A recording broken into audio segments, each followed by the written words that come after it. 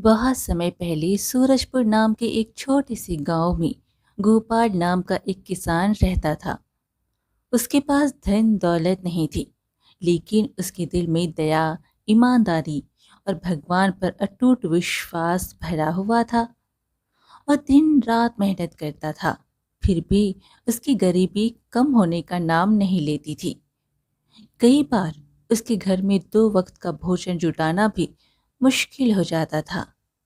लेकिन इतनी कठिनाइयों के बावजूद उसने कभी किसी जरूरतमंद को खाली हाथ नहीं लौटाया। उसे क्या पता था कि उसकी यही भलाई एक दिन उसके जीवन में ऐसा चमत्कार लेकर आएगी जो उसकी किस्मत हमेशा के लिए बदल देगा। एक दिन की बात है, सुबह का समय था। सूरज धीरे धीरे आसमान में चढ़ रहा था। खेतों में हल्की हवा चल रही थी, लेकिन किसान गोपाल के घर में चिंता का माहौल था। उसकी छोटी सी झोपड़ी थी और परिवार में उसकी पत्नी सुमन और बेटा शिवा रहते थे। कई दिनों से खेत में फसल अच्छी नहीं हुई थी। घर में खाने के लिए बस थोड़ा सा आटा बचा था। सुमन चूल्हे के पास बैठी थी। उसने आटे की छोटी सी लोई बनाते हुए चिंता से कहा, सुनिए जी, घर में बस इतना ही आटा बचा है, आज के बाद क्या करेंगे?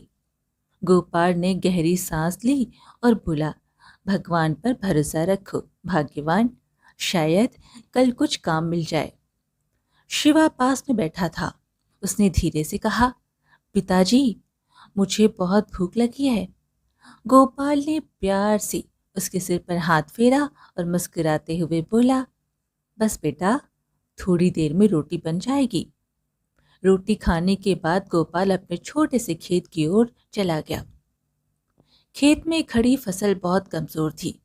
गोपाल ने आसमान की ओर देखा, कहा, हे भगवान, मैंने मेहनत तो बहुत की, पर फसल क्यों नहीं हुई? तभी पास से पड़ोसी हीरा लाल आया और बोला, गोपाल, इस बार तो सबकी फसल खराब हो गई, अब क्या करेंगे?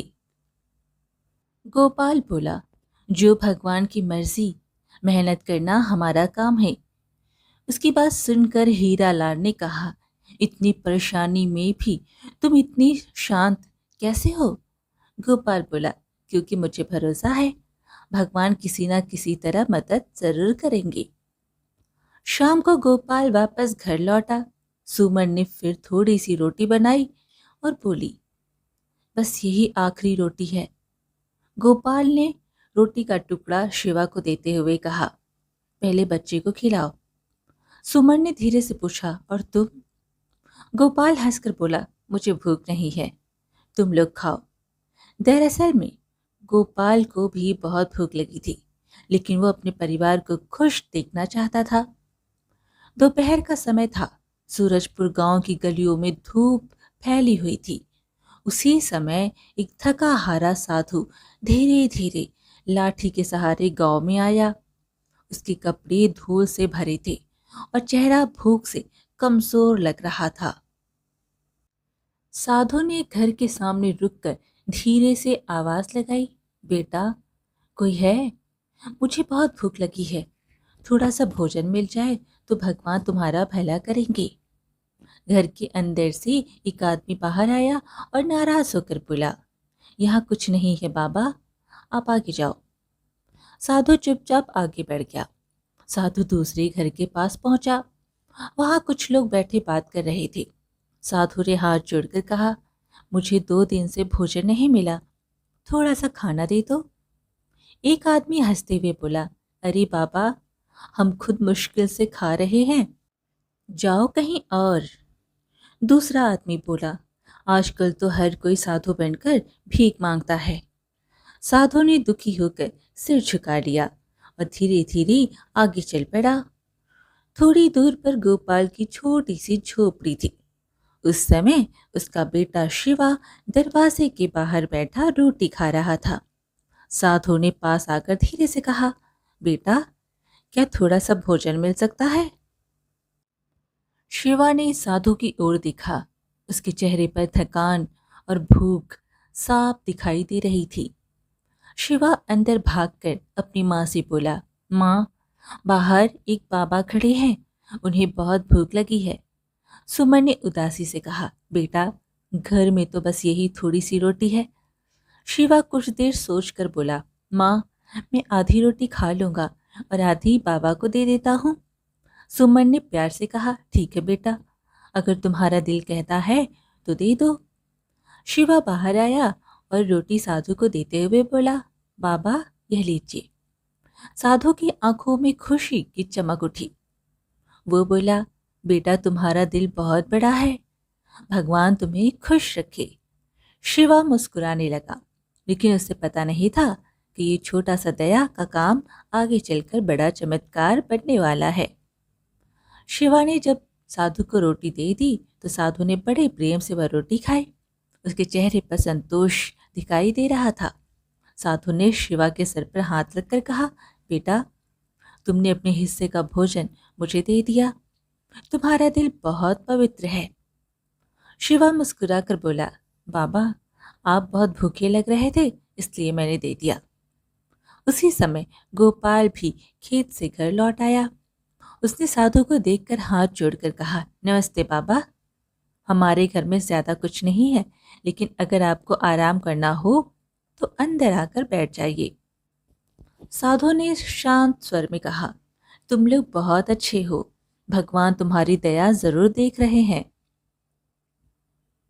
साधु थोड़ी देर चुपचाप बैठा रहा, फिर उसने घर के चारों ओर नजर घुमाई। टूटी झोपड़ी, खाली मटका और सादा जीवन देखकर वो मुस्कुराया। साधु बोला, तुम लोग इतने गरीब हो, फिर भी दूसरों की मदद करते हो, क्या तुम्हें डर नहीं लगता कि खुद भूखे रह जाओगे? गोपाल ने धीरे से कहा, बाबा, अगर हमारे पास थोड़ा सा भी है और कोई उससे ज्यादा जरूरतमंद है तो उसे दे देना चाहिए, यही तो इंसानियत है। साधु ने संतोष से सिर हिलाया और बोला, सही कहा तुमने, बहुत कम लोग ऐसा सोचते हैं। कुछ देर बाद साधु खड़ा हुआ। उसकी आंखों में एक अजीब सी चमक थी।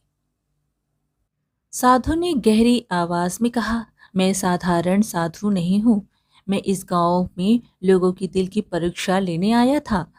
शिवा हैरानी से बोला, सच में बाबा? साधु मुस्कुराया और बोला, हाँ बेटा, कई घरों में गया लेकिन सब ने मुझे खाली हाथ लौटा दिया, सिर्फ तुम लोगों ने दया दिखाई। गोपाल ने विनम्रता से कहा, बाबा, हमने तो बस अपना कर्तव्य किया है। साधु ने हाथ उठाकर आशीर्वाद दिया और बोला, तुम्हारी इस सच्चाई और दया का फल बहुत जल्द तुम्हें मिलेगा। इतना कहकर साधु धीरे धीरे आगे बढ़ गया, लेकिन उसके शब्दों में छिपा रहस्य जल्द ही एक बड़े चमत्कार की शुरुआत बनने वाला था। शिवा की दी हुई रोटी खाकर साधु के चेहरे पर संतोष दिखाई दे रहा था और झोपड़ी के बाहर पेड़ के नीचे बैठा था। गोपाल, सुमन और शिवा भी उसके पास खड़े थे। साधु ने मुस्कुरा कर कहा, बेटा शिवा, तुमने अपने हिस्से की रोटी मुझे दे दी, यह बहुत बड़ा काम है। शिवा ने धीरे से कहा, बाबा, आप बहुत भूखे लग रहे थे, मुझे लगा आपको ज्यादा जरूरत है।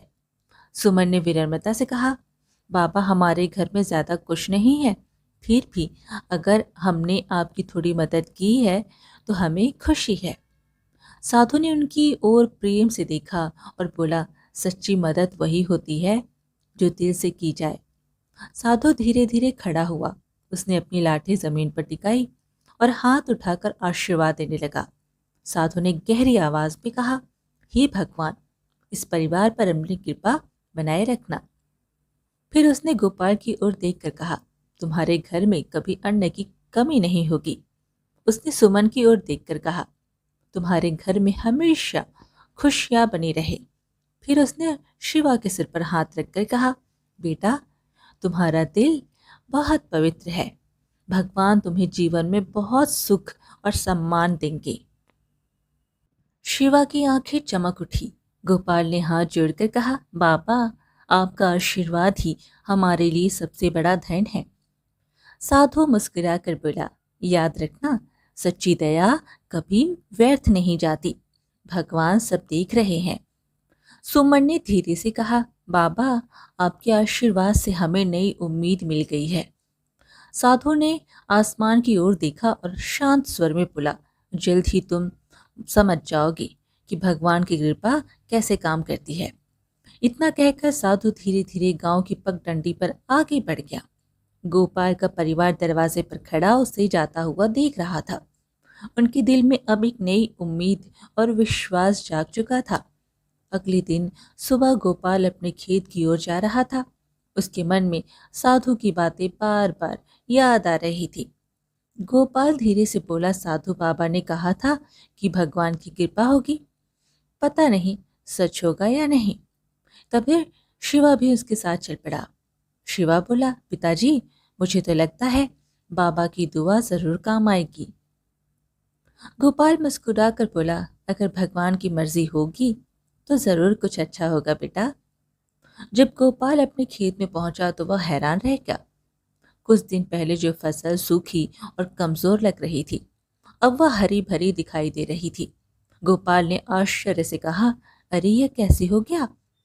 उसी समय पड़ोसी हीरालाल भी वहां आ गया और बोला, गोपाल, तुम्हारी खेत की फसल तो बहुत अच्छी हो गई है। मेरे खेत में तो अभी भी सूखी है। गोपाल ने आसमान की ओर देखकर कहा, शायद यह सब भगवान की कृपा है। शिवा खुशी से उछल पड़ा और बोला, पिताजी, देखो, साधु बाबा की दुआ सच हो रही है। उसी दिन दोपहर में गांव का मुखिया गोपाल के घर आया और कहने लगा, मुझे एक मेहनती आदमी की जरूरत है। शहर में एक बड़ा खेत है, वहां काम मिलेगा, क्या तुम चलोगी? गोपाल हैरान होकर बोला, सच में मुझे काम मिल जाएगा? मुखिया मुस्कुराकर बोला, हाँ, तुम्हारी मेहनत के बारे में सब जानते हैं। सुमन खुश होकर बोली, यह तो बहुत अच्छी खबर है। गोपाल ने हाथ जोड़कर आसमान की ओर देखा और बोला, हे भगवान, यह सब आपकी ही कृपा है। शिवा खुशी से बोला, बाबा, अब हमारे घर में भी खुशी आएगी। उस दिन से धीरे धीरे गोपाल के परिवार की जिंदगी बदलने लगी। साधु की सच्चे दिल से दी गई दुआ अब सच होती दिखाई दे रही थी। कुछ ही दिनों में पूरे सूरजपुर गांव में अब यह बात फैल गई कि गोपाल के खेत में इस बार बहुत अच्छी फसल हुई है और उसे शहर में काम भी मिल गया है। एक दिन गांव के चबूतरे पर कुछ लोग आपस में बातें कर रहे थे। हीरालाल ने कहा, भाई, ये तो बहुत बड़ा अजीब बात है। पहले गोपाल के पास कुछ भी नहीं था और अब उसकी किस्मत चमक गई। दूसरा आदमी बोला, हाँ, मैंने भी सुना है कि उसके घर में अब अनाज की कमी नहीं रही। तभी तीसरा आदमी बोला, कहीं उस दिन आए साधु की दुआ का असर तो नहीं? सब लोग एक दूसरे की ओर देखने लगे। उसी समय एक आदमी बोला, अगर वही साधु फिर से आए तो हम भी उसे खाना खिलाएंगे, शायद हमारी किस्मत भी बदल जाए। दूसरा आदमी हंसते हुए बोला, हाँ, इस बार अगर साधु आया तो उसे खूब अच्छा भोजन देंगे ताकि हमें भी वैसी ही दुआ मिल जाए। हीरालाल थोड़ा सोचकर बोला, लेकिन उस दिन तो हम सबने साधु को मना कर दिया था। एक आदमी शर्माते हुए बोला, तब हमें क्या पता था कि उसकी दुआ से इतना फायदा होगा। तभी गोपाल वहां से गुजर रहा था। उसने उनकी बातें सुन ली। गोपाल मुस्कुराकर बोला, भाइयों, दुआ लालच से नहीं मिलती। एक आदमी ने पूछा, तो फिर कैसे मिलती है? गोपाल ने शांत स्वर में कहा, जब दिल से दया होती है और बिना किसी उम्मीद की मदद की जाती है, तभी भगवान खुश होते हैं। सब लोग चुप हो गए। हीरालाल ने सिर झुकाकर कहा, गोपाल, तुम सही कह रहे हो। उस दिन हमने साधु की मदद नहीं की, इसलिए हमें वो कृपा नहीं मिली। गोपाल ने धीरे से कहा, भलाई हमेशा सच्चे मन से करनी चाहिए, किसी लाभ की उम्मीद से नहीं। उस दिन गांव के लोगों को समझ आ गया कि भगवान की कृपा लालच से नहीं, बल्कि सच्ची दया और अच्छे दिल से मिलती है।